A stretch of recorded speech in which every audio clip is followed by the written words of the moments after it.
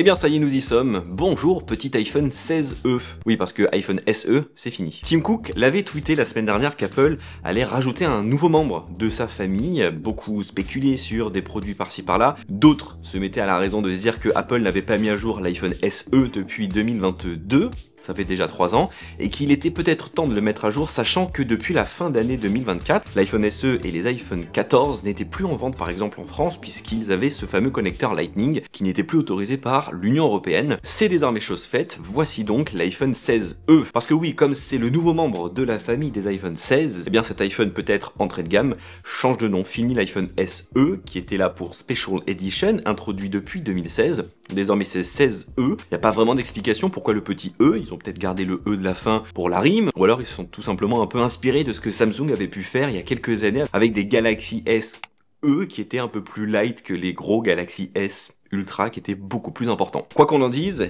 il est enfin là, un iPhone qui reprend les traits un peu d'un iPhone 14 et d'un iPhone 16 avec le design actuel d'aujourd'hui, dans deux coloris, blanc et noir, qui a désormais une taille d'écran de 6,1 pouces, 60 Hz. Il n'y a pas d'écran toujours allumé, il n'y a pas de ProMotion, ça c'est vraiment réservé aux iPhone Pro, sachant que déjà les iPhone 16 et 16 Plus ne l'ont pas. Là où l'iPhone SE qui avait été introduit en 2022 avait une taille d'écran de 4,7 pouces. Pour beaucoup, l'iPhone SE aussi signifiait petite taille, petit format, petit écran. Eh bien c'est plus trop le cas puisque désormais la taille d'écran c'est 6,1 pouces qui est exactement la même taille d'écran que l'on peut retrouver par exemple sur un iPhone 16 qui est sorti en septembre 2024. Cet iPhone n'a pas Dynamic Island par exemple au-dessus de l'écran, vous savez cette petite encoche dynamique qui peut changer, qui peut varier selon les applications qui sont ouvertes en arrière-plan. On a simplement l'encoche classique introduite depuis quelques temps. En même temps on part d'un iPhone un peu plus entrée de gamme donc on va pas avoir toutes les dernières nouveautés. Cependant on a le bouton d'action sur le côté gauche au-dessus des contrôles du volume pour lui conférer directement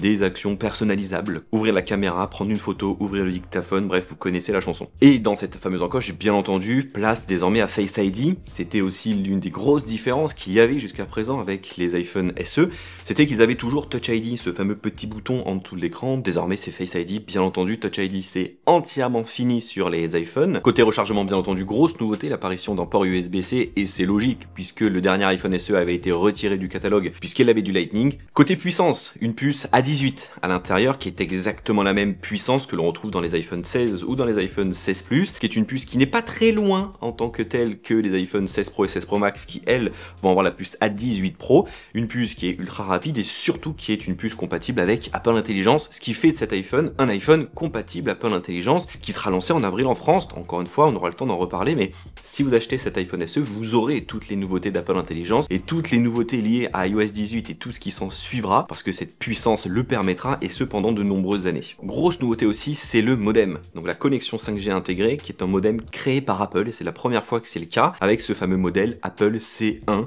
qui a été introduit. Alors on va pas trop rentrer dans les détails, mais en tout cas, c'est Apple maintenant qui fait son fameux modem pour les connexions 5G. Il y a une seule et unique caméra au dos du produit, une caméra de 48 millions de pixels, qui grandit comparé à ce que l'on pouvait retrouver sur l'iPhone SE de 2022, une caméra qui est en grand angle, ce n'est pas l'ultra grand angle, c'est uniquement un grand angle, mais qui permet d'avoir, comme c'est du 48 millions de pixels, un zoom semi-optique x2, qui permettra un peu de zoomer dans l'image, mais vous n'avez pas d'ultra grand angle. Donc si c'est vraiment une utilisation précise que vous avez d'avoir un ultra grand angle, passez votre chemin, ce ne sera pas fait pour vous. Côté stockage, 3 capacités, 128, 256 et 512 Go, c'est beaucoup plus gros que ce que l'iPhone SE de précédente génération pouvait proposer, qui était lancé en 64 Go, et surtout côté prix, ça donne quoi? 719 € en 128 Go, 849 € en 256 Go et 1099 € en 512 Go. C'est des prix élevé, très élevé je trouve quand même pour un iPhone qui se dit entrée de gamme, même si Apple ne le dit pas, mais pour nous consommateurs on a voilà cet écho qu'un iPhone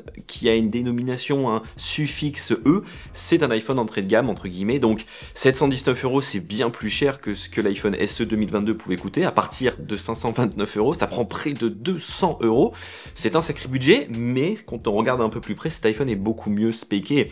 Nouvel écran, nouveau design, nouvel appareil photo, nouvelle puissance, port USB-C, meilleure batterie, Apple Intelligence, modem C1, ça fait beaucoup de nouveautés, si on n'oublie pas non plus le bouton d'action. Bref, ça fait beaucoup de choses. Cet iPhone sera disponible en précommande à partir de ce vendredi 21 février et donc sortira le 28 février. On le testera bien entendu de long en large en travers sur la chaîne YouTube, alors n'hésitez pas si vous avez la moindre question à les poser en commentaire. Restez connectés pour suivre toutes ces actualités sur ce nouvel iPhone 16e, qui est un iPhone assez inédit quand même sur la gamme d'Apple. Qu'est-ce que j'en pense, moi, comme ça, avec un peu de recul, c'est que Apple a bien fait de enfin le mettre à jour. Ils ont un peu avancé, je trouve, leur calendrier. On l'attendait peut-être pour mars, voire avril. Je pense qu'ils prennent un peu les devants, sachant qu'il y a un trou dans le catalogue, et que ça va peut-être relancer les ventes qui étaient un peu en berne en fin d'année 2024 sur justement les iPhone 16 et toute la gamme, et en préparant également l'arrivée d'Apple Intelligence qui va s'étendre dans 8 nouveaux langages à partir d'avril. Donc voilà, je pense que Apple avait besoin de cet iPhone, et je pense que c'est un iPhone qui va cartonner, dans le sens où